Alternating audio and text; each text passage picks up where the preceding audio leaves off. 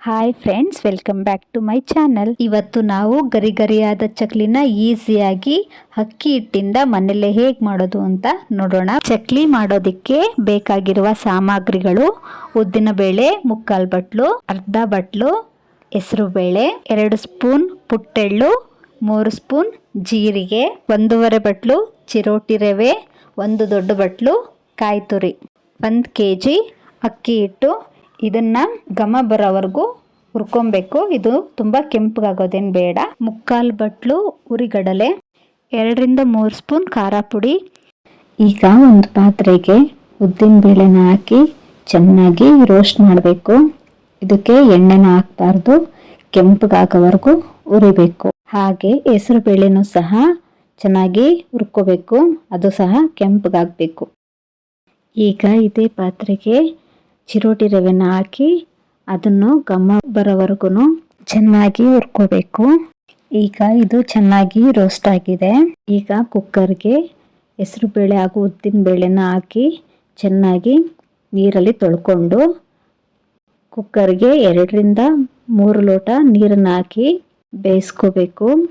2-3 whistle ಬರೋವರೆಗೂ ಬಿಡಬೇಕು. ಈಗ ಹುರಿದಿರೋ ಅಕ್ಕಿ ಹಿಟ್ಟಿಗೆ ಚಿರೋಟಿ ರವೆ, 2 ಸ್ಪೂನ್ ಬಿಳಿ ಎಳ್ಳು, 1.5 ಸ್ಪೂನ್ ಜೀರಿಗೆನ ಹಾಕೋಬೇಕು.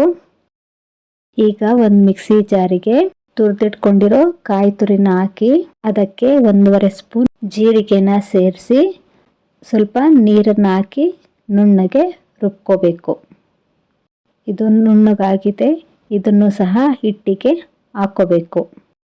ಈಗ ಹೆಸರು ಬೇಳೆ ಬೆಂದಿದೆಯೋ ಇಲ್ವೋ ನೋಡೋಣ. ಕುಕ್ಕರ್ನ ವಿಷಲ್ ಹೋಗಿದೆ ನೋಡಿ. ಹೆಸರು ಬೇಳೆ ತುಂಬಾ ಚೆನ್ನಾಗಿ ಬೆಂದಿದೆ. ಹೆಸರು ಬೇಳೆಯಿಂದ ನೀರನ್ನ ಸ್ವಲ್ಪ ಸಪ್ರೇಟ್ ಮಾಡಿ ಇಟ್ಕೋಬೇಕು. ಈಗ ಇದನ್ನ ತಣ್ಣಗಾಗಕ್ಕೆ ಬಿಟ್ಟು ಹಿಟ್ಟಿಗೆ 2 ಸ್ಪೂನ್ ಖಾರ ಪುಡಿನ ಹಾಕಿ ಚೆನ್ನಾಗಿ ಮಿಕ್ಸ್ ಮಾಡ್ಕೋಬೇಕು. ನಿಮಗೆ ಖಾರ ಪುಡಿ ಬೇಡ ಅಂದ್ರೆ ಕರಿಮೆಣಸು ಸಹ ಹಾಕೊಬಹುದು.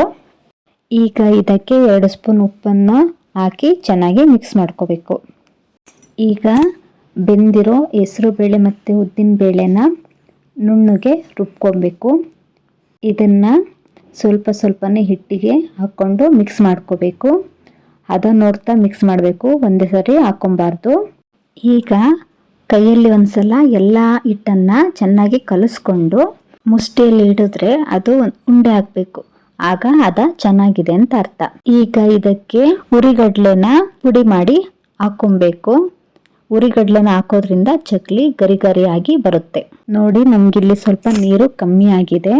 ನಾವು ಆವಾಗಲೇ ಎತ್ತಿಟ್ಕೊಂಡಿರೋ ನೀರನ್ನು ಇನ್ನೊಂದ್ಸಲ ಚೆನ್ನಾಗಿ ಕುದಿಸ್ಕೊಂಡು ಅದನ್ನು ಸಹ ಹಿಟ್ಟಿಗೆ ಮಿಕ್ಸ್ ಮಾಡ್ಕೋಬೇಕು.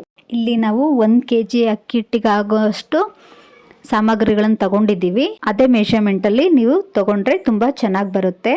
ನಂತರ ಅರ್ಧ ಬಟ್ಲು ಎಣ್ಣೆನ ಬಿಸಿ ಮಾಡಿ ಅದನ್ನು ಸಹ ಹಿಟ್ಟಿಗೆ ಹಾಕೊಬೇಕು.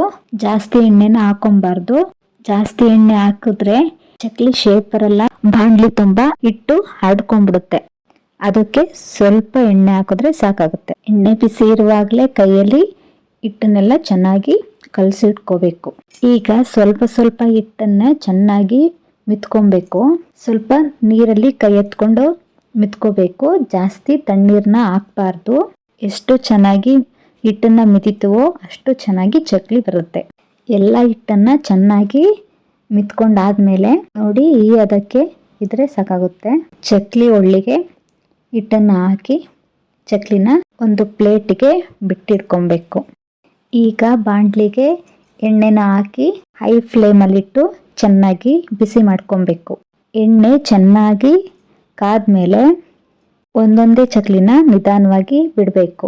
ಹೀಗೆ ಎಲ್ಲ ಚಕ್ಲಿನೂ ನಿಮಗೆ ಎಷ್ಟು ಅಗಲ ಬೇಕು ಅಷ್ಟು ಅಗಲವಾಗಿ ನೀವು ಚಕ್ಲಿ ಒಳ್ಳಲ್ಲಿ ಮಾಡಿಕೊಂಡು ಎಲ್ಲದನ್ನು ಕರೆದಿಟ್ಕೊಂಡ್ರೆ ಚಕ್ಲಿ ರೆಡಿ ಆಗುತ್ತೆ. ನೋಡಿ, ಚಕ್ಲಿ ಎಷ್ಟು ಚೆನ್ನಾಗಿ ಬಂದಿದೆ, ಗರಿಗರಿಯಾಗಿ ಬಂದಿದೆ. ನೀವು ಮನೇಲಿ ಒಂದ್ಸಲ ಟ್ರೈ ಮಾಡಿ. ನಮ್ಮ ವಿಡಿಯೋವನ್ನು ಪೂರ್ತಿ ನೋಡಿದ್ದಕ್ಕಾಗಿ ನಿಮಗೆ ಧನ್ಯವಾದಗಳು. ಮತ್ತಷ್ಟು ವಿಡಿಯೋಗಾಗಿ ನಮ್ಮ ಚಾನೆಲ್ನ ಲೈಕ್ ಮಾಡಿ, ಶೇರ್ ಮಾಡಿ ಹಾಗೂ ಸಬ್ಸ್ಕ್ರೈಬ್ ಮಾಡಿ. Thank you for watching.